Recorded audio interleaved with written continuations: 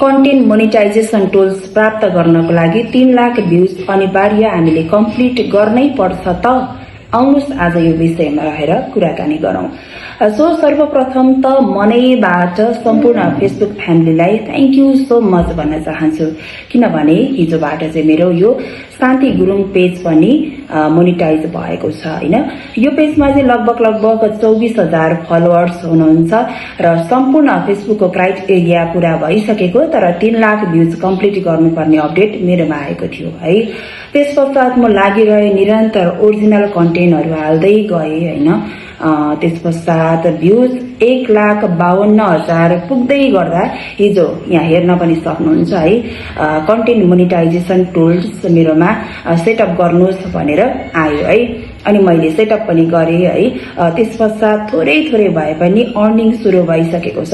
त्यही भएर साथीहरु मेरो अनुभवमा हैन, मैले जुन मोनेटाइजेसन टुल्स प्राप्त गरे है, त्यसलाई हेर्दै गर्दाखेरि चाहिँ हामीले 3 लाख भ्यूज कम्प्लिट गर्नु आवश्यक छैन।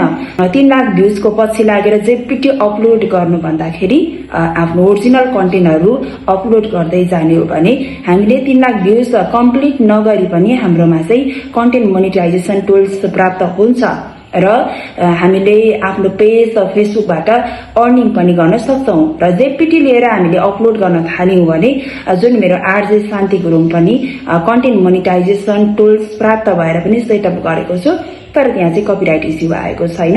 हामीले चाहिँ सानो सानो कुराहरु ख्याल नगर्दाखेरि चाहिँ हाम्रो पेजहरुलाई चाहिँ अर्निङ भइरहेको फेसबुकहरुलाई हामीले बिगारिरहेका हुन्छौं आफैले हैन।